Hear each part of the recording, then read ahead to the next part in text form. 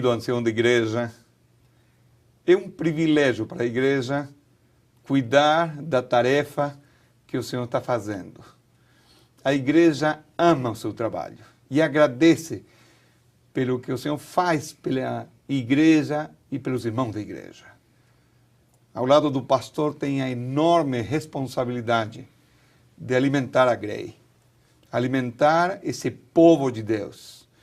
E pensando nessa tarefa que tem de alimentar o povo de Deus, é que a Associação Ministerial, com apoio da administração dos campos, das uniões e da divisão sul-americana, está apresentando esse espaço de capacitação teológica para os anciãos.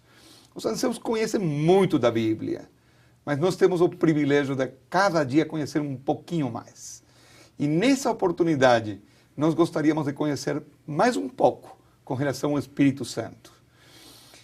Há muitas perguntas importantes com relação ao Espírito Santo. Qual é a personalidade do Espírito Santo? O Espírito Santo é Deus mesmo? O Espírito Santo é uma influência? O Espírito Santo, ele realmente pode agir nas nossas vidas hoje como uma pessoa que tem interesse, que tem amor por nós, ou é somente uma influência? Algumas perguntas com relação ao Espírito Santo. Para responder essa e outras perguntas, nós temos convidado ao pastor Edilson Valiente. Pastor, muito obrigado por ter aceito esse convite. Privilégio meu. Na verdade, eu tenho o privilégio de conhecer o Senhor há algum tempo e gosto muito dessa amizade que nós podemos ter. Especialmente eu agradeço, porque o Senhor é uma pessoa que está preocupado pelo povo de Deus, com muito amor. Falando com os pastores, eles falaram comigo que eu sou um pai para eles. Então, eu gosto muito disso aí. Obrigado. E nessa oportunidade que nós vamos falar com relação ao Espírito Santo, o importante não é os estudos que pode ter, o importante é conhecer a pessoa do Espírito Santo. Experimentar o Espírito Santo. Ter o Espírito Santo na sua vida. Verdade. Obrigado por nos acompanhar. Tem trabalhado na universidade, na igreja, cuidando da igreja, e hoje, obrigado por vir aqui para falar com os anciãos da igreja. Desejo que Deus possa abençoá-lo na apresentação Amém. da mensagem da Bíblia. Amém. Vamos pedir a presença de Deus conosco nesse momento. Bom Pai, vamos abrir a Tua Bíblia, a Tua Palavra. Precisamos que o Senhor nos ensine. Precisamos que o Senhor dê sabedoria ao pastor Edilson Valiente, ao apresentar-nos a Tua Palavra. Nós desejamos conhecer um pouquinho mais da personalidade do Espírito Santo e ver a responsabilidade que nós temos de entender perfeitamente quem é o Espírito Santo. Por favor, nos acompanha. Abençoa a cada ancião que está nos acompanhando nesse momento. Amém. E permite, bom Pai, que não somente possamos entender a mensagem com relação ao Espírito Santo, mas especialmente que nós possamos ter o Espírito Santo nas nossas vidas. Amém. Nós te pedimos e te agradecemos no nome de Jesus. Amém. Amém, Senhor. Amém.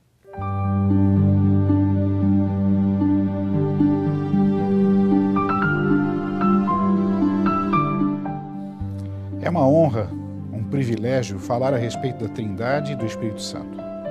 Mas também precisa-se muita oração e responsabilidade. Seriedade dentro do tema é realmente o que nós precisamos, porque falar sobre Deus requer muita atenção, muita consideração. Eu tremo e temo diante da responsabilidade que tenho. Mas antes de tocarmos sobre o tema do Espírito Santo, eu gostaria de fazer algumas considerações preliminares com vocês. Elas são significativas porque nos darão a direção para estudarmos a doutrina da Trindade. A primeira delas é a limitação da criatura em relação ao Criador. É lógico que nós não podemos, de forma nenhuma, termos um entendimento completo a respeito de Deus. A criatura, ela tem as suas limitações. é como Agostinho costumava dizer, diante de um garoto que estava numa praia tentando, com um pequeno buraquinho na areia, colocar com uma vasilha todo o oceano dentro do buraquinho. É impossível nós captarmos com a mente finita, limitada da criatura, captarmos toda a grandeza, a dimensão total, a essência do Criador. É lógico que também há uma outra limitação aqui. Não existe na Bíblia nenhuma declaração realmente explícita que fale a respeito da natureza de Deus. A Bíblia, ela foi composta de uma forma muito peculiar. Ela não foi escrita para que nós tivéssemos uma compreensão a respeito de Deus. Ela foi escrita para o ser humano, para que nós conhecêssemos o caminho da salvação. E, naturalmente, nesse momento em que Deus revela o plano da salvação, Ele dá, sim, indicações da sua natureza. Devemos compreender que a Bíblia, ela também tem uma revelação que é progressiva. Quando eu falo isso, eu não estou dizendo que a Bíblia apresenta verdades que são contraditórias umas às outras. Ou que se há uma revelação e depois uma outra, essa anterior será descartada. Não, não é isso. O que eu digo é que a revelação, ela é progressiva, no sentido de que, por exemplo, em Gênesis, nós não encontramos aqui indícios claros a respeito da segunda vinda de Cristo, como temos no Novo Testamento e temos também, especialmente no livro de Apocalipse, o livro mais adventista de todos. Outro aspecto interessante é o aspecto do antropomorfismo. Devemos ter um pouco de cuidado ao falar sobre Deus. Quando Deus fala com os seus lábios, olha com os seus olhos, quando Ele, com os seus dedos ou com a sua mão, conduz o universo, nós temos que entender que essa é uma linguagem antropomórfica e devemos ter cuidado ao falarmos a respeito de Deus. Um dos aspectos mais significativos aqui é compreendermos um pouquinho a cultura dos autores da Bíblia, a cultura judaica. Nós não podemos impor a nossa cultura ocidental, a nossa cultura grega, ou sobre a influência da filosofia grega, sobre o texto da Bíblia. Os escritores da Bíblia, eles se preocuparam mais com os fatos. Nós, hoje, nos preocupamos mais com os porquês. Portanto, eu não vou encontrar na Bíblia frases como é o Senhor? Por que que existe isso? Ou por que daquilo? Porque isso não faz parte da cultura do povo. Deus deu uma ordem a Moisés que batesse com a sua vara. E ele bateu e o Mar Vermelho se abriu. É assim que a Bíblia se revela. Fatos estão sobre porquês e comos. Outra coisa que temos que aqui colocar de forma muito categórica é aquilo que eu estou chamando de compartamentalização. A compartamentalização basicamente é assim. Algumas pessoas acham que o Velho Testamento só tem a pessoa do Pai. Depois os evangelhos falam a respeito de Cristo. E depois, portanto, o resto da era cristã é a era do Espírito. Nós não podemos dividir as ações da divindade desta forma. Sempre a divindade esteve atuando em conjunto, como nós vamos ver. Há um detalhe importante em relação à filosofia grega.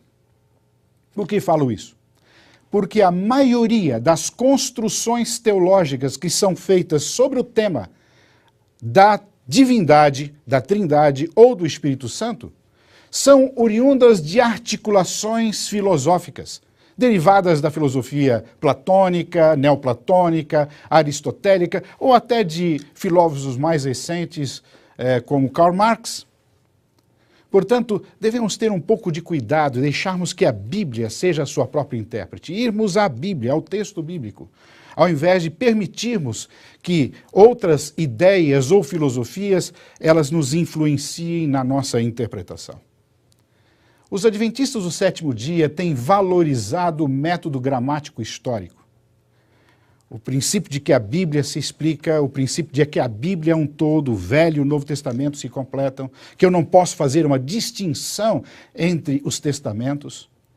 E também, naturalmente, o contexto que a Bíblia foi escrita, o valor das línguas originais. Por que falo isso? Porque algumas pessoas dizem que as línguas originais não importam ao estudarmos a questão da divindade e em relação ao Espírito Santo. E por último, eu deixo bem claro que a Bíblia ela é revelada diante do contexto do grande conflito. O grande conflito é o tema que nos orienta à compreensão da palavra. O grande conflito não é entre Deus e Satanás. O grande conflito é entre Cristo e Satanás. E por isso, muitas vezes, nós acusamos ao texto bíblico de não ser tão explícito em relação à natureza do Espírito Santo, como foi em relação a Jesus Cristo. Notem, repito, que a Bíblia, ela trata do tema do grande conflito. Eu gostaria de rapidamente passar a vocês algumas ideias diferentes a respeito da divindade.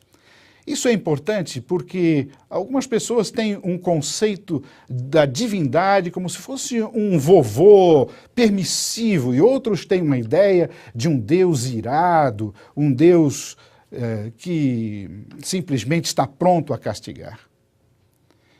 Algumas pessoas dizem que Deus é Deus e todos têm a compreensão de Deus de forma semelhante, e não é assim. Algumas pessoas têm uma ideia de um Deus totalmente transcendente, que está deslocado deste universo onde nós vivemos e não se preocupa com o mesmo aqui. Assim falavam os deístas, por exemplo. A maioria dos teólogos cristãos, os pais da igreja e teólogos mais recentes, têm um entendimento metafísico de Deus. Um Deus dissociado de tempo e espaço, um Deus que precisa, talvez, de alguns agentes especiais, um Deus que é inamovível, um Deus que simplesmente necessita de intermediários, talvez santos, para que então tenham-se acesso a Ele. Esse Deus não é exatamente o Deus bíblico. Outros pensam num Deus totalmente imanente dentro do ser humano, como os panteístas, ou então os panenteístas, que acham que Deus realmente se compõe de todos os elementos que existem na natureza. Eu vou citar o nome de um teólogo, porque esse teólogo é o considerado como o mais importante teólogo para a teologia brasileira. Paul Tillich, ele escreveu uma teologia sistemática, que foi a primeira teologia sistemática traduzida para a língua portuguesa. Nos seminários evangélicos, Paul Tillich é estudado com muito cuidado. E Paul Tillich dizia, Deus não existe. A existência é alguma coisa característica da natureza humana somente. Deus é o poder para existir. Portanto, nós devemos ter um pouquinho de cuidado em relação a esses detalhes. Outros pensam que Deus está identificado com a história. Deus vai sendo construído assim como a história vai caminhando. Os teólogos da libertação têm um entendimento a respeito de Deus desta forma. Alguns, entretanto, acham que Deus, ele também tem uma visão parcial em relação ao futuro. Portanto, ele é um Deus que conhece todas as coisas relacionadas com o passado, mas não é um Deus que tem um pleno conhecimento do futuro. E a Bíblia nos diz que Deus sabe de todas as coisas. Me preocupa bastante também aqueles que têm a ideia que podem manipular a Deus ou que podem realmente controlar as ações de Deus. Um Deus manipulável. Hoje há no mundo evangélico alguns que acham que podem dar ordens ao Espírito Santo. Se o Espírito Santo não agir aqui e agora, eu estou pedindo que o Espírito Santo se manifeste. Essas são declarações que indicam que essa pessoa crê num Deus que ele pode, com marionete, controlar. E Deus não é colocado dessa forma. Eu gostaria de destacar que a Bíblia, a palavra de Deus, apresenta um Deus com equilíbrio, identificado com o tempo e espaço, embora fora do tempo e espaço, mas identificado com o tempo e espaço. A Bíblia apresenta um Deus que nós chamaríamos onimisericordioso. Ele é um Deus de amor, mas ao mesmo tempo ele é um Deus de justiça.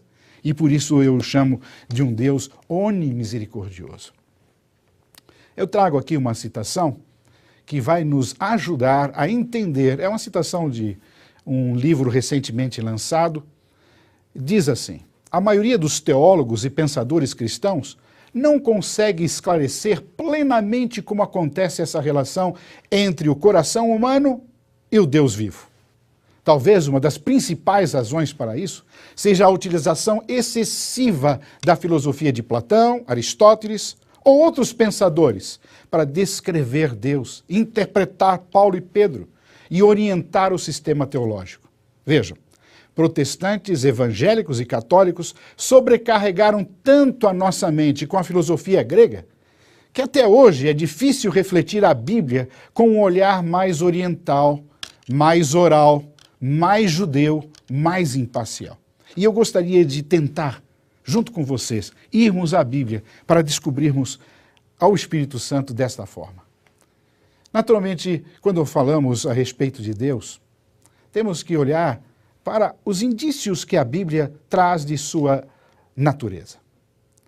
Um dos aspectos destacáveis da natureza do Espírito de Deus e do Espírito Santo e de Jesus Cristo é a unidade com que eles agem. Quando Deus foi perguntado em Êxodo capítulo 3 qual era o seu nome, ele disse: Eu sou.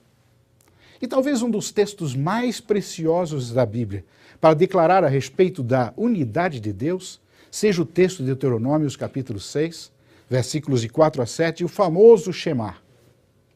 Ali, o Senhor é o único Deus. Nós temos que compreender que esse verso não está falando diretamente contra aquilo que a teologia chama de trindade. Está, em primeiro lugar, querendo destacar a divindade, o Deus de Israel, como diferente dos outros deuses. Ele é o único Senhor, ele é o único Deus. Há se destacar aqui a expressão ahad, que é uma expressão que na nossa Bíblia é traduzida por único. O único. Essa mesma expressão aparece lá em Gênesis, no capítulo 2, verso 26, quando fala de que homem e mulher tornam-se uma só carne. Vejam, a ideia de único aqui, no texto de Deuteronômio, capítulo 6, não é simplesmente de ser único no sentido de não permitir pluralidade.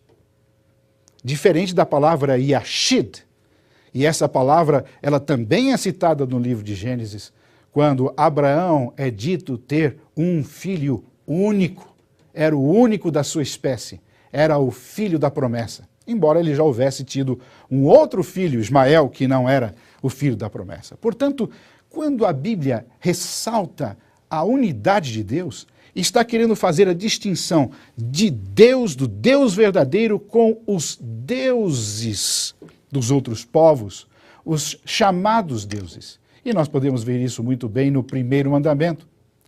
E o primeiro mandamento é a chave para a compreensão de todos os outros mandamentos. Não há outro Deus senão o Deus verdadeiro. É natural que nós tenhamos que comentar a respeito da deidade. A deidade, naturalmente, está presente na palavra de Deus, como vamos ver, na relação do Espírito Santo. E a Bíblia apresenta, sem dúvida, Deus na forma trina. Gênesis capítulo 1, 26, apresenta a um Deus criando. E quando esse Deus cria, é o Deus Elohim, é um Deus plural. Elohim é o plural de El, é uma forma que o livro de Gênesis fala a respeito desse Deus que cria. E também diz, façamos o homem à nossa imagem. Algumas pessoas consideram esse texto como sendo, talvez, aí um plural de forma majestosa, mas na realidade não é isso que está acontecendo.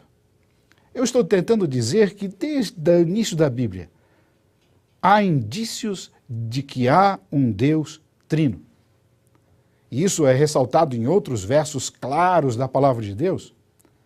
Por exemplo, lá em 2 Coríntios, no capítulo 13, verso 13, ali Deus Pai, Deus Filho e Deus Espírito Santo aparecem na mesma citação. O mesmo acontece em Pedro, na primeira epístola, no capítulo 1, versos 1 e 2.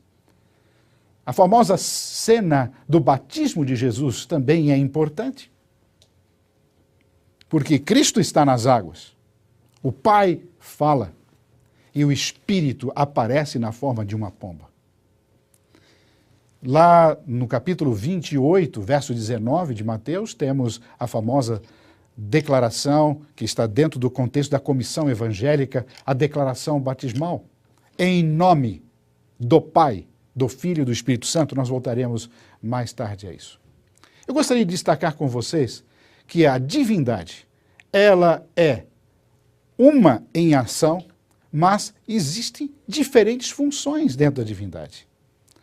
Quando eu falo que Deus é um em ação, é que todas as ações da divindade são trinitarianas. Eu gostaria que isso ficasse bem claro na mente de vocês. Quem criou? Nós temos versos na Bíblia que indicam claramente que foi o Pai que criou. Textos bíblicos que declaram claramente que foi o Filho que criou. E textos que indicam que foi o Espírito que criou. Todas as ações de Deus na revelação são trinitarianas, mas cada um deles executando uma função específica. E quando se fala de função, se pensa em hierarquia. Nós temos que entender que existe uma hierarquia funcional entre os seres da divindade, mas não uma hierarquia de natureza. Cada um deles cumpre a função. Eu vou dar um exemplo mais. Quem ressuscitou a Jesus Cristo? Naturalmente, alguém pode dizer, lógico, foi o Pai. O próprio anjo disse, o Pai lhe chama. Jesus Cristo disse que ele é que daria a sua vida e voltaria a tê-la. E Paulo deixa claro, dizendo que foi o Espírito que ressuscitou a Jesus Cristo. Até mesmo na oração. Me permitam mais um exemplo. Nós oramos ao Pai em nome de Jesus Cristo e o Espírito Santo intercede junto nas ações trinitarianas para que a nossa oração ela tenha certamente a atenção da divindade. Esse é um gráfico que ilustra de uma forma muito simples alguma coisa que é extremamente complexa. Se você me perguntasse, pastor, explique aí, como o senhor realmente explica a essência da Trindade? Eu não sei. Eu não tenho condições de explicar isso. E por isso que eu almejo a eternidade. Porque lá nos céus, nós vamos ter, durante a eternidade, uma compreensão muito mais clara daquilo que nós temos indícios claros na Bíblia, mas eu não sei como explicar realmente as relações que existem entre os seres da Trindade. Se eu tentasse fazer isso, talvez eu esbarraria em alguma transgressão filosófica, e eu não gostaria de fazer isso agora. Um pouquinho de história para vocês. Um pouquinho da história do Adventismo. O Adventismo é uma rejeição à teologia clássica. Os nossos pioneiros passaram por um desapontamento. Eles vinham de diferentes tradições teológicas. Eles eram originários de movimentos diferentes da igreja metodista, batista, da conexão cristã. E esses nossos pioneiros, eles simplesmente deixaram de lado as suas tradições teológicas das igrejas onde vinham e buscaram a Bíblia e somente a Bíblia. Eles aplicaram o princípio reformador sola escritura. O princípio reformador, toda a Escritura, a Bíblia toda, tem que trazer a revelação. Eles entenderam que a revelação é progressiva e, mais, eles chegaram à conclusão de algumas doutrinas distintivas do movimento adventista. A segunda volta de Jesus Cristo, a questão da mortalidade condicional, a questão dos dons, os dons espirituais na igreja, a questão dos mandamentos, em especial o quarto mandamento, a ideia do grande conflito. Essas doutrinas distintivas é que foram proclamadas e foram anunciadas pelo movimento adventista e pelos pioneiros. Se vocês me perguntassem se alguns deles criam que o Espírito Santo não fosse Deus, como é Deus o Pai, eu diria isso é verdade. Mas no momento e com o passar do tempo, quando eles foram estudando cada vez mais a Bíblia, mudaram de posição. Destaco apenas Tiago White como um exemplo. Tiago White chega a escrever, naquilo que nós chamamos hoje de Revista Adventista, que ele não cria no Espírito Santo como sendo Deus. Mas poucos anos mais tarde, ele se retrata e afirma de forma categórica a sua crença na divindade. Hoje, nós adventistas temos plena consciência da subordinação temporal das Escrituras e da afirmação bíblica de que existe realmente uma divindade na pessoa do Pai, do Filho e do Espírito Santo. O que é necessário nós sabermos a partir daqui? Se a teologia do Espírito Santo é bíblica ou pagã? Algumas pessoas dizem, não, ela tem origem pagã.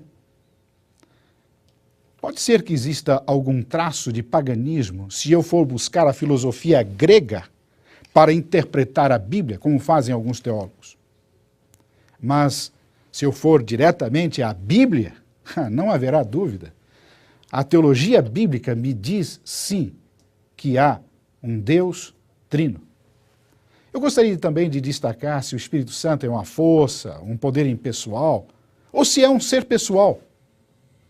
Se o Espírito Santo é divino, se faz parte da divindade ou não, e conhecer a sua obra, o que ele fez, o que ele faz e qual a sua função. Vamos destacar agora a questão da personalidade do Espírito Santo. Questões fundamentais se colocam diante de nós. O que a Bíblia fala em relação ao Espírito Santo? É ele um ser pessoal, em outras palavras, tem personalidade, ou ele é simplesmente uma força? As imagens impessoais do Espírito Santo estão na Bíblia, não há dúvida nenhuma. E não estão apenas conectadas com o Espírito Santo.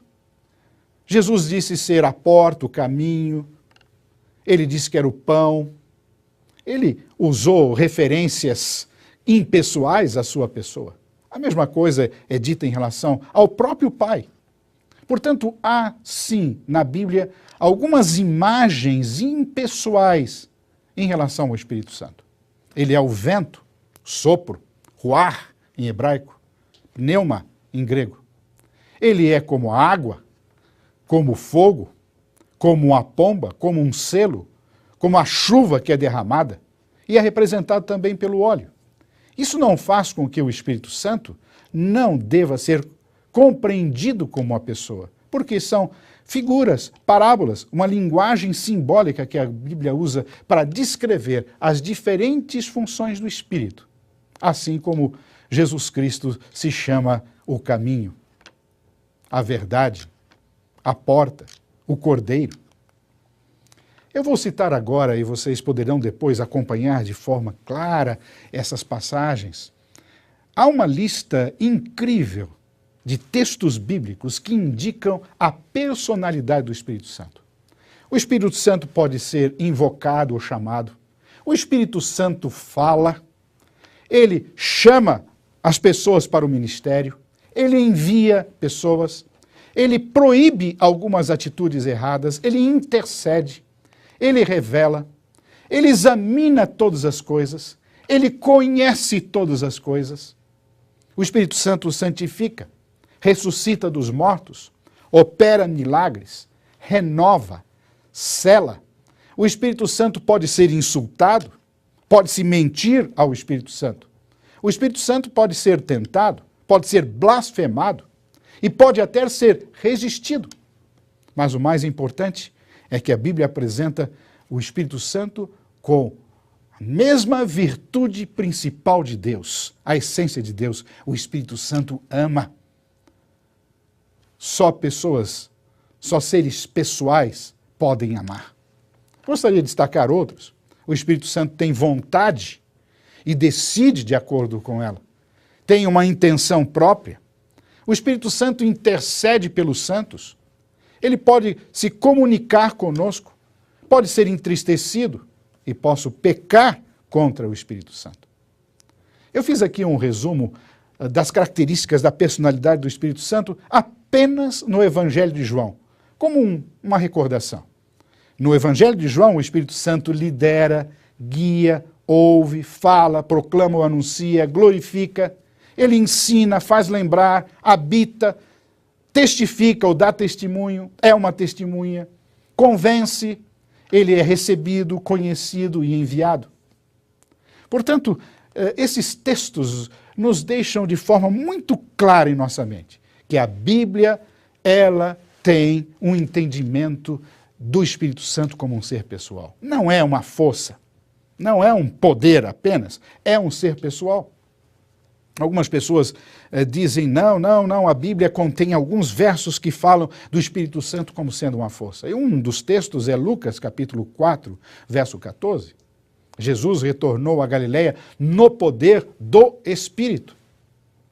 Será que essa é uma referência ao Espírito como sendo um poder? Ah, não. O ponto principal desse verso é precisamente que o Espírito Santo e o seu poder são duas coisas separadas. O Espírito Santo tem poder, mas ele não é um poder. O mesmo pode ser visto em outros versos bíblicos, como por exemplo Atos, capítulo 10, verso 38, como Deus ungiu a Jesus de Nazaré com o Espírito Santo e com virtude. O texto de Romanos, capítulo 15, verso 13, traz a mesma ideia, e assim 1 Coríntios, capítulo 2, verso 4. O que significa ser uma pessoa? A expressão pessoa, com ela nós descrevemos as características de alguém que tem personalidade. Há uma diferenciação pessoal dentro da existência divina. Há quem o outro se identifica com a palavra eu e descreve as outras pessoas da divindade com as palavras você e ele. Jesus se refere ao Espírito Santo como você ou tu, portanto, ele. Se o Pai é uma pessoa e o Filho é outra pessoa, o Espírito necessariamente também é uma pessoa. Conclusões rápidas até aqui.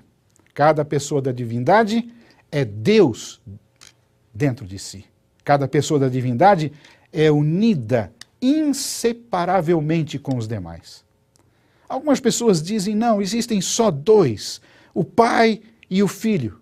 Será que a Bíblia dá alguma indicação de biteísmo? De forma nenhuma. A Bíblia sempre tem uma linguagem da divindade como trinitariana. Portanto, as três pessoas no único Deus possuem uma só vontade e trabalham juntas pelo mesmo objetivo. No Pai, Deus é por nós. No Filho, Deus é conosco. No Espírito Santo, Deus está em nós. O Pai é o originador da salvação. O Filho é o fundamento da salvação. O Espírito Santo prepara para a salvação. E assim nós poderíamos ter versos e mais versos, textos e mais textos da Bíblia. Algumas pessoas se inquietam quanto a algumas declarações de Ellen White. O que nós poderíamos dizer em relação a Ellen White? Eu separei alguns textos para que nós consideremos. Um texto do livro Evangelismo. Há três pessoas vivas pertencentes à Trindade. E eu coloquei entre chaves a palavra trio. Repetindo, há três pessoas vivas pertencentes à Trindade celeste, o Pai, o Filho e o Espírito Santo. Por que eu fiz essa distinção ali em relação a trio? Porque Ellen White, ela não usa realmente no texto em inglês, no original, quando ela escreveu, o termo Trindade. Ellen White tinha um cuidado muito grande de usar alguns termos que tinham recebido alguma influência filosófica. Como, por exemplo, o termo milênio. Ela destaca de forma muito clara a teologia do milênio como tendo alguma coisa de origem filosófica, distorcida, e a doutrina dos 1000 anos. A mesma coisa ela faz em relação à Trindade. De uma forma que nós não podemos explicar claramente, o tradutor, quando viu a expressão trio ali no texto do evangelismo, ele preferiu traduzir por Trindade. Mas nós temos que dizer que mesmo que apareça o termo trio, que é o correto, o texto é bem claro, há 3 pessoas vivas pertencentes ao trio celeste, o Pai, o Filho e o Espírito Santo. Outro texto, Cristo era como o Pai eterno, natureza, caráter e propósito. E ela continua, eles, Cristo e os discípulos, são um em propósito, em mente, em caráter, mas não em pessoa. Isto é porque Deus e Cristo são um. Esses 2 últimos textos dão uma ideia a respeito da divindade de Jesus Cristo, mas ela deixa clara em relação à divindade do Espírito Santo. Ela diz, o Espírito Santo é tanto uma pessoa como o próprio Deus. Mais 2 citações. Ao pecado, só se poderia resistir e vencer por meio da poderosa operação, como diz ela, da terceira pessoa, e no original está divindade. Deveriam os discípulos batizar, de acordo com ela, no nome do Pai, do Filho e do Espírito Santo. Esse texto nos ajuda a compreender um pouco a dinâmica da natureza da revelação. É um texto do Ciência de Bom Viver, na página 431. Mas Deus deve ser reconhecido tanto pelo que ele não revela de si mesmo, como por aquilo que é franqueada à nossa limitada compreensão. Tanto na divina revelação como na natureza, ele deixou mistérios a fim de desafiar a nossa fé. Assim deve ser. Devemos estar sempre indagando, sempre pesquisando, sempre aprendendo. E resta, todavia, um infinito para o além. O que eu quero dizer é que a questão da divindade, como outros temas bíblicos, como a própria criação, como diz lá o texto de Hebreus no capítulo 8, são assuntos de fé. A Bíblia possui muitas coisas que nós não temos uma compreensão absoluta. Deus não revela-se a si mesmo. Isso não faz da Bíblia ou de Deus um livro menor. Por que o ensinamento bíblico da personalidade do Espírito Santo é tão importante para a nossa fé? Isso aqui temos que destacar. Apenas pessoas podem conscientemente escolher e decidir cooperar uns com as outras. E somos chamados, nós, a cooperar e trabalhar junto com o Espírito Santo. A Bíblia nos fala de forma clara. Pessoas são associadas a pessoas. O Espírito nos chama para nós nos associarmos ao seu trabalho. Apenas seres pessoais podem amar, confiar e respeitar umas às outras. Por isso, nós entendemos que o Espírito Santo é um ser pessoal. Se o Espírito Santo fosse apenas um poder divino, seríamos tentados mais facilmente a tratá-lo apenas como uma coisa. É mais fácil ignorar algo do que uma pessoa. É mais fácil endurecermos o nosso coração contra uma força impessoal, já que uma coisa não possui emoções, sentimentos ou interesses pessoais. E esse não é o caso da teologia bíblica a respeito do Espírito Santo. Pastor Edilson, muito obrigado por ter compartilhado conosco essa palestra.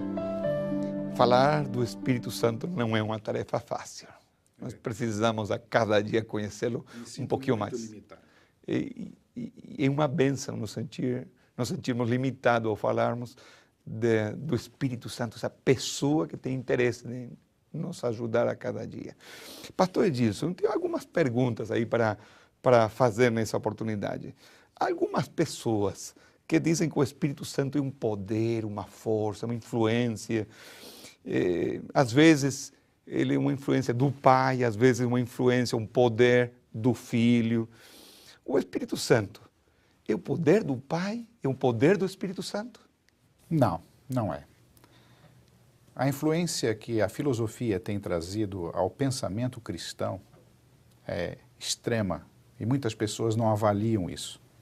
Elas mesmo sem saberem estão raciocinando na forma que não é a forma bíblica, não é a forma simples da cultura do povo judeu, uma cultura mais afeita, como disse, aos fatos do que aos porquês, os questionamentos.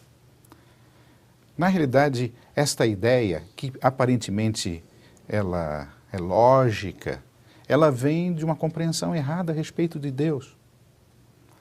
O Deus clássico é o Deus inamovível, é o Deus inatingível, é um Deus que não se comunica diretamente com o ser humano. Então, é como se esse Deus que não pode se mover, não pode estar presente em tempo e espaço, é como se ele precisasse realmente exercer a sua influência através de uma força, um poder, alguma coisa que se emana dele. Então esse conceito não é o conceito bíblico.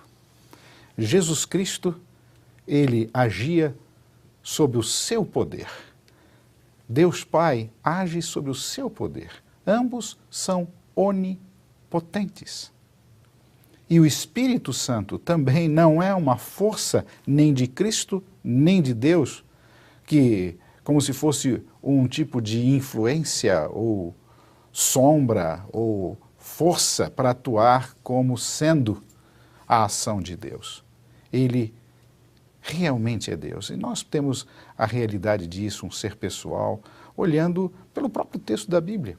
No batismo, ali estava Jesus Cristo na água, ali estava certamente o Pai falando e o Espírito Santo se manifesta na figura de uma pomba.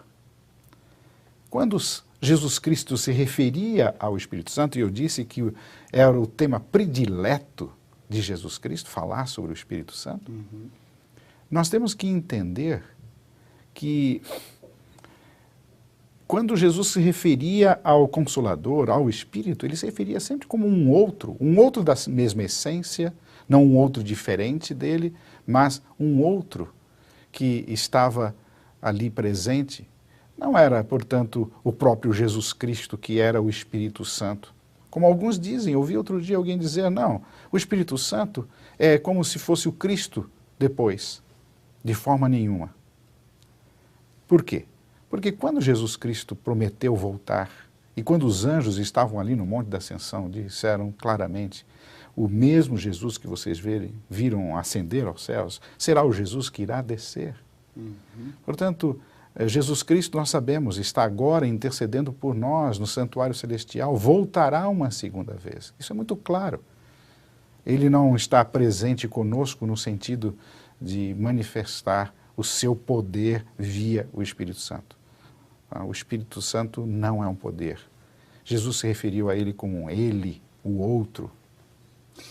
É lindo saber que nós não temos uma influência, simplesmente um poder, mas temos uma pessoa que vem nos acompanhar, está ao nosso lado, que nos ama, que nos cuida a cada momento. É uma coisa linda, né?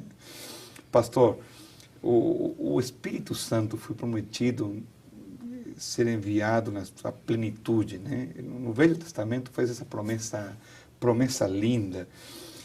Qual é a diferença nas ações entre Cristo e o Espírito Santo no Velho Testamento, no Novo Testamento? No Velho Testamento, Jesus Cristo é a promessa do Messias, aquele que viria, o Cordeiro de Deus que viria. O Espírito Santo, ele atuou no Velho Testamento de forma extraordinária.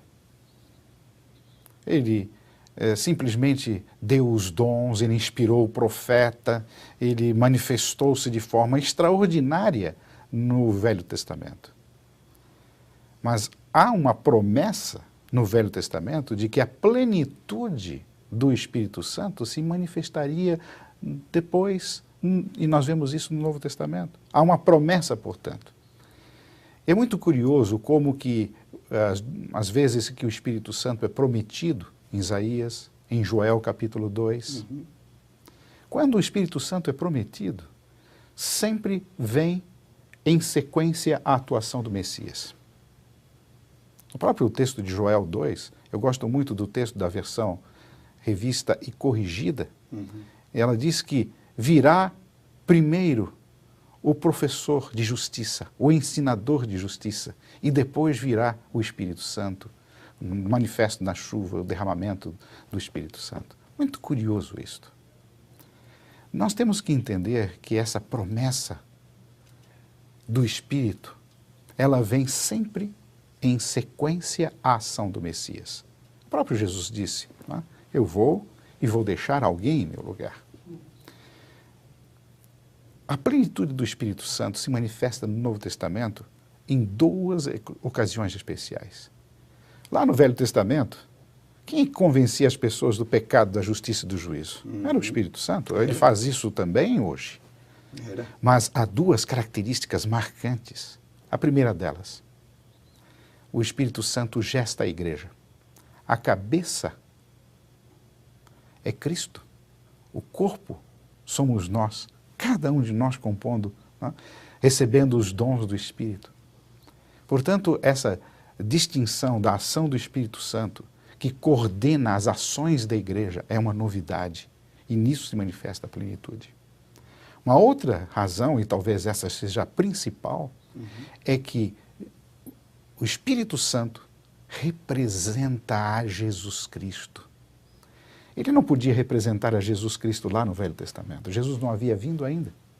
Mas quando ele veio, e agora o Espírito Santo se manifesta através das ações do Espírito, isto é extremamente significativo. Porque quando o Espírito Santo, representando a Cristo, presente em todos os momentos, permeando todas as coisas. Agora, no Velho Testamento diz que o Espírito Santo, ele se manifesta através do derramamento das chuvas. E Pedro, no dia de Pentecostes, entendeu muito bem o que estava acontecendo ali. Essa plenitude havia vindo. E ele faz um sermão maravilhoso. Ele começa dizendo, no Atos capítulo 2, que eles não estavam embriagados. O que está acontecendo aqui é o cumprimento da profecia de Joel 2. E ele cita o texto ipsis literis, o texto igual, apenas uma mudancinha no início. Lá em Joel diz, naqueles dias. E Pedro diz, nestes últimos dias, o Espírito Santo foi derramado e etc. O mais importante, pastor, é que quando ele continua o seu sermão, ele não fala em relação ao Espírito Santo. Ele fala em relação ao poder de Jesus Cristo em salvar as pessoas. Ele fala diretamente àqueles líderes judeus que eles haviam crucificado a Jesus Cristo e que eles deveriam aceitar a Jesus como seu Salvador, em consequência do sermão de Pedro, em consequência daquelas pessoas que ouviram dos outros apóstolos e discípulos que pregavam. 3.000 pessoas se converteram naquele dia. É muito curioso também analisarmos os sermões que foram proferidos no livro de Atos, nos escritos paulinos. No segundo sermão é Pedro novamente, Atos capítulo 3. Ali ele se encontra com aquela pessoa na porta do templo e ele diz, o que eu tenho eu te dou. E aquela pessoa levantou e andou, e aí há um discurso. E o discurso de Pedro não foi sobre o Espírito Santo. Foi um discurso a respeito de Jesus. Terceiro sermão. Atos capítulo 4. É Pedro novamente. Ali junto com João, eles são presos. Passam por uma situação difícil, estão agora diante do Sinédrio. E eles perguntam, o que você tem a dizer? E quando eles abrem a boca, as pessoas reconhecem que eles estão cheios do Espírito Santo. É o texto de Atos que diz isso. Eles estão cheios do Espírito Santo. Mas quem está cheio do Espírito Santo não fala do Espírito Santo, fala de Cristo. E eles fizeram um sermão maravilhoso novamente acerca de Jesus Cristo. todas as mensagens que nós percebemos na Bíblia, ao centro na pessoa de Jesus. O Espírito Santo nos leva a testemunhar, a falar de Jesus Cristo. Ele nos impulsiona a isso. E eu creio que essa é uma obra extraordinária e nisso se manifesta a plenitude. Agora, o período das chuvas na igreja cristã não encerrou. Haverá uma chuva especial, a chuva serôdia. Essa chuva serôdia, nós sabemos, ela está para vir. O movimento de reavivamento e reforma que precede a esse momento é um momento de reconsagração, para que nós nos permitamos, pela influência do Espírito Santo, o seu poder, convencendo-nos do pecado, da justiça e do juízo, não andando mais de acordo com a carne, mas andando de acordo com o Espírito, que nós caminhemos em direção a esse ser maravilhoso e nos permitamos sermos transformados pela ação do Espírito a um caráter de Jesus. Eu creio que essa é a função do Espírito em nossos dias. Pastor, eu agradeço muito a maneira simples e profunda que tem apresentado isso aí. Que importante nós conhecermos a cada dia um pouco mais a revelação de Deus com relação ao Espírito Santo. Tem verdades lindas com relação ao Espírito Santo. Entender que Ele é uma pessoa que nos ama. Porém, o mais importante, como o senhor falou, né? O mais importante é ter a influência do Espírito Santo nas nossas vidas. Que nós possamos ser cheios do poder do Espírito Santo. O Espírito Santo morando nas nossas vidas para que nós possamos falar mais de Jesus. O mundo precisa conhecer Jesus. E só poderá conhecer Jesus na medida que nós possamos ser cheios do Espírito Santo. Eu agradeço muito, pastor, pela apresentação tão clara, tão linda dessa mensagem. Vamos pedir a Deus que a influência do Espírito Santo possa agir nas nossas vidas, que o reavivamento e a reforma possam ser uma realidade. Verdade. E que a chuva serôdia seja nos nossos dias, né, pastor? Sem dúvida. Nós desejamos que não isso. passe mais tempo. Verdade. Mas é necessário esse reavivamento e essa reforma. Nós já estamos sentindo os pingos fortes já, do Espírito. Graças a Deus por isso. Amém. Eu posso imaginar o ancião da igreja falando disso lá na sua igreja, com alegria, e levando a igreja ao reavivamento e à reforma. Sabe, pastor, os nossos anciãos têm a responsabilidade de pregar a mensagem. Que tarefa difícil. Que preguem a palavra, que preguem Jesus Cristo. O Espírito Santo vai conduzi-los na compreensão da Bíblia, na iluminação da mente, na exposição da palavra, vai estar na mente das pessoas ajudando. Essa é a obra do Espírito. Amém. Vamos orar. Bom Pai, nós te agradecemos pela oportunidade que o Senhor tem nos dado nesse momento de ter estudado mais um pouco com relação ao Espírito Santo e entender um pouquinho mais com relação à pessoa do Espírito Santo. Essa pessoa que nos ama e que deseja nos ajudar a cada momento. Bom Pai, por favor, continua nos ajudando para que nós possamos crescer nesse conhecimento.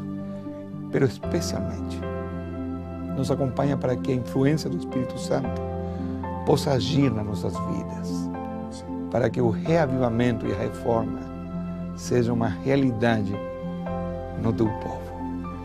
Abençoa a cada ancião da igreja, abençoa a cada pastor e permite, bom Pai, que nós como líderes possamos permitir que o Espírito Santo possa reavivar a nossa vida espiritual, possa não somente reavivar nossa vida espiritual, porém possa transformar as nossas vidas. E dessa maneira, bom Pai, que nós possamos falar mais de Jesus, tendo uma amizade com Jesus. Acompanha cada ancião, acompanha a sua família, acompanha a sua igreja. A tarefa do ancião não é fácil. Ele cuida do seu trabalho, ele cuida de muitas tarefas e ele cuida também da tua igreja. Ele tem que trabalhar para trazer o pão para a família. Porém, ele também tem que trazer o pão espiritual para a igreja. Acompanha o ancião e permite, bom Pai, que a sua família possa apoiá-lo e que juntos possam cuidar da igreja e que logo mais nós possamos ver Jesus voltando. Permite, bom Pai, que a chuva serôdia possa acontecer nos nossos dias. Nós te pedimos no nome de Jesus. Amém.